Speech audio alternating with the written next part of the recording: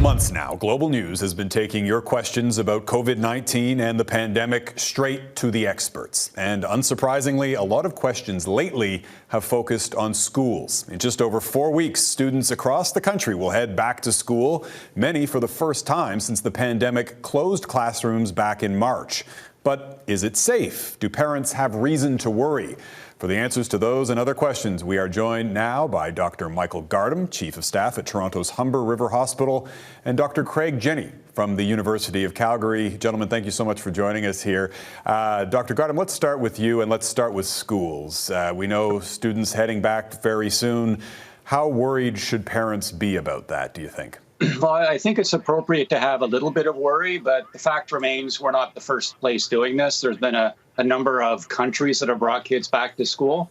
And by and large, it seems so far to be working okay, although there have certainly been some small clusters associated with opening schools. And Dr. Jenne, to you on that point, particularly when we see images and headlines coming out of the United States where schools open and then within hours, in the case of one school in Georgia, a student tested positive and students were sent home to quarantine. So, should we expect to see scenes like that playing out in Canadian classrooms?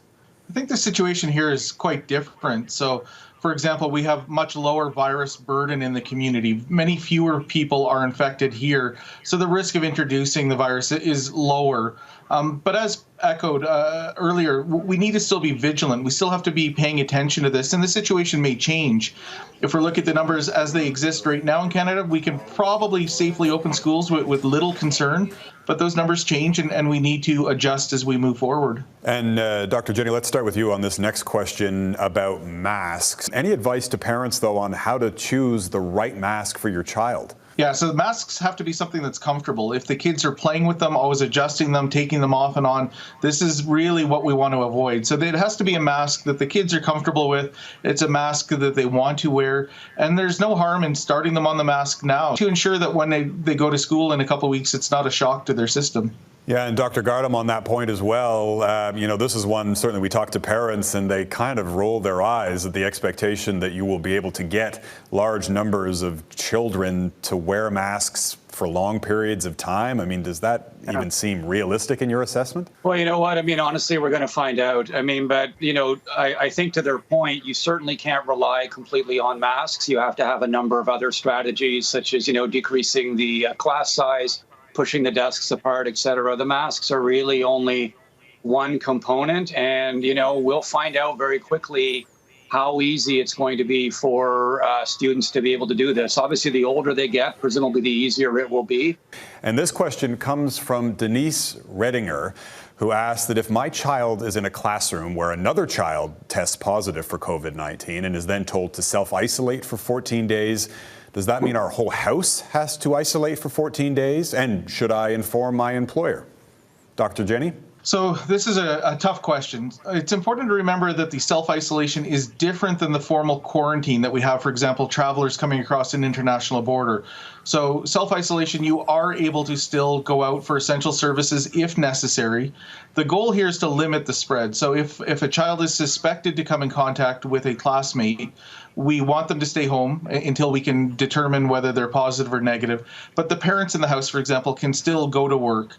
But this is also where those recommendations of wearing a mask come in. If there's a risk that you too are infected and you wear a mask, you're going to greatly reduce that risk in the community until you know for sure whether your child has been exposed.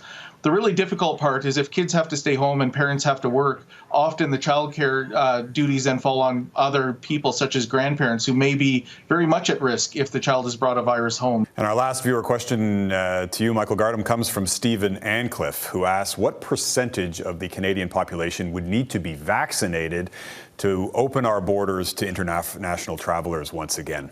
Great question. We would all love to know the answer to that. We have to assume that we have a vaccine and the vaccine actually works well, but provided that that's true, looking at the relative percentage of the population to actually achieve that so-called herd immunity where the virus really can't spread very well, that's a wide number right now. People haven't really nailed that down. I've seen numbers anywhere from 20% of us protected up to 80% of us protected, and everywhere in between. Part of the reason the U.S. border is closed right now is because the virus is really spreading largely unchecked in the U.S. And so they need to get their house in order before I think Canadians are going to feel comfortable opening the international border.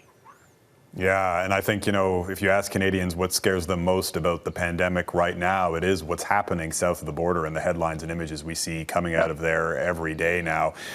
Dr. Michael Gardam, Dr. Craig Jenne, gentlemen, thank you so much for helping us to answer some of those questions from viewers. Really appreciate it.